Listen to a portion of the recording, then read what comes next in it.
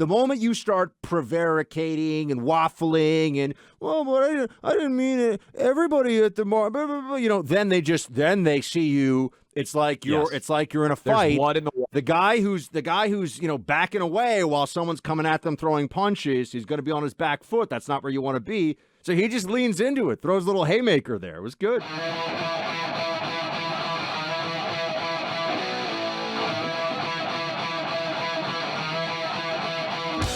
I think the one legacy of Donald Trump that is going to continue for a long time is he basically convinced Republicans you don't have to beg for the approval of the Washington Post, the New York Times, MSNBC, CNN. If you're trending on social media, somebody's mad about what you said, don't apologize for it, own it, and eventually they move on. And that's great, I think, advice for anyone out there in the world of public affairs at all.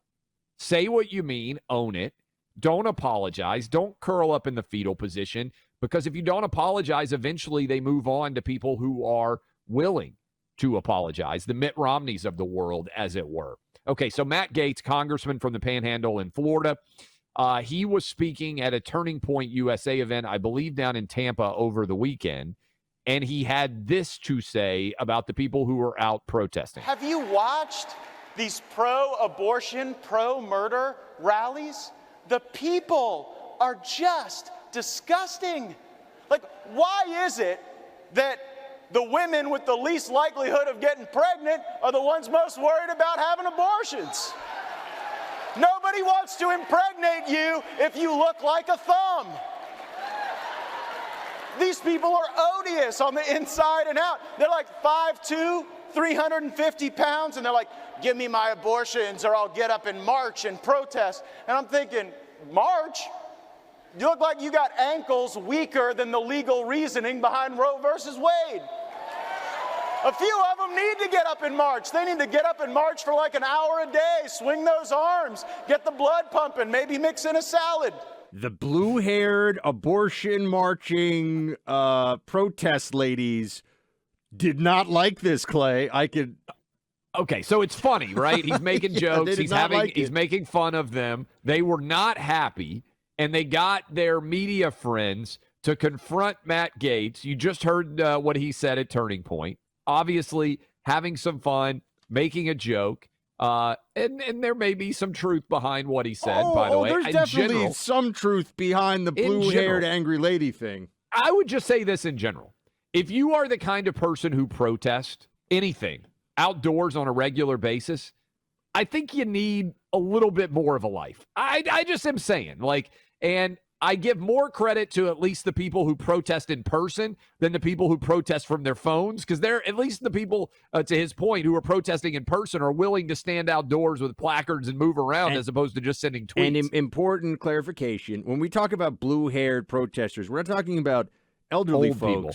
That's silver-haired. Blue hair, we mean electric-dyed blue, like what you would expect a clown to do. This is popular among the left-wing protest set. Anyway.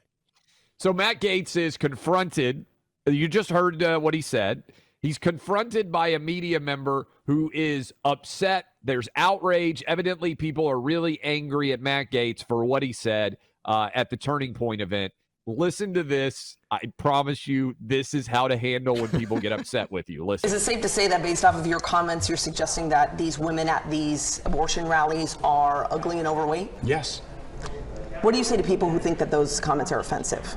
Be offended. I gotta say, he's leaning into it. Own it, right?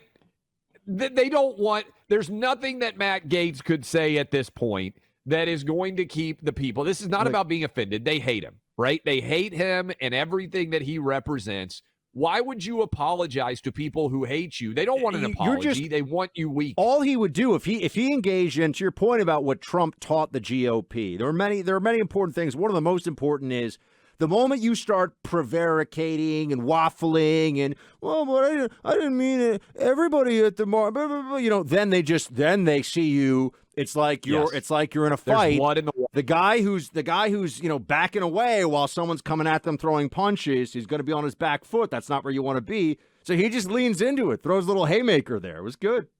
I want to hear that one more time because people out there may not. It's fast. It's only like 11 seconds. This is what I had to deal with, Buck, when I went on and said I believed in the First Amendment and boobs, right? Like on CNN. And immediately there's this demand, oh, you got to apologize. No, I never. If we get something wrong, like we'll say on the show, like the other day when I you read just said that like out of nowhere, right? Like you just were like, I like the First Amendment. Like she didn't ask you, Clay, what are the two most important things to you? And you responded First Amendment. Oh, yeah. Right? No, but I mean, I've been saying that on the radio for a long time because if you say like I'm a First Amendment absolutist, it goes over people's heads because so many people claim that. So the only two things that have never let me down, the First Amendment and boobs. And that had absolutely nothing to do with sports. And they said, look, you can't have this opinion. It's too conservative. We're not going to allow it. I think that's a bad move. I'm a First Amendment absolutist. I believe in only two things completely, the First Amendment and boobs. And so once they made the decision that they were not going to allow a conservative, non-sports related commentary, they couldn't do it. Hold on. I just want to make sure I heard you correctly as a woman anchoring the show. Did you say, what did you just say? You believe in the First Amendment and BWOBS? Boobs. Two things that have only never let me down in this entire country's history, the First Amendment and boobs. Like it's a what was line the subject that kind of the segment, by the way? I never even asked it you was this. about it was about whether Jamel Hill at ESPN should be fired for her comments about Donald Trump. And my argument is always no. I don't think people should be fired for what they say. I think they should own it. So, yeah, that clip is still circulating. Every now and then it goes viral again on TikTok, Instagram. My 14-year-old. I can get Brooke Baldwin out to dinner. Do we want to have a beer summit where you guys bury the hatchet? I don't have anything against her. She's the one who demanded I apologize. Yeah, I know. I would be happy to meet her. I've heard she's not a bad person. I think she just worked at an awful place at the time. I think CNN. that's true. Yes. So let's listen one more time to Matt Gaetz. You heard the jokes, and here is the response. Is it safe to say that based off of your comments, you're suggesting that these women at these abortion rallies are ugly and overweight? Yes. What do you say to people who think that those comments are offensive? Be offended. I just love it. You know, there's also a part of this, too. I love too. it, Buck. They really hate Matt Gaetz. The libs, the left. I mean, they've spread they've spread lies about him. They've tried to go after him. They've suggested that he's any moment now he's going to be locked up criminally. I mean, they hate him. They will lie about him. They will smear him. And I think I think that he's at the I don't give a what phase of his dealings with the libs, and that's what you're seeing there. So. But there's nothing that you could say that would make them happy there. Just say, be offended. What? Like, being offended is not a point of pride. We have to stop treating people who are offended as if they deserve something. You can be offended all the time. You're entitled to have any opinion you want. Why should I care if you're offended by something that I said? And also the people who are at these pro-abortion rallies, they're wrong, and it's sick, and it's weird, and they're unhappy people. And we're allowed to say that because that is overwhelmingly the case. So that's also the truth. So there you go. If you're upset, be offended. We've got to stop this idea, this ritualization of apologizing, and being offended is fine. Like, there's nothing in the United States Constitution that says you can't be offended. In fact, get out there and make the argument on the contrary, but why do I care if you're offended? Good for Matt Gaetz for standing up behind his joke and just saying, deal with it.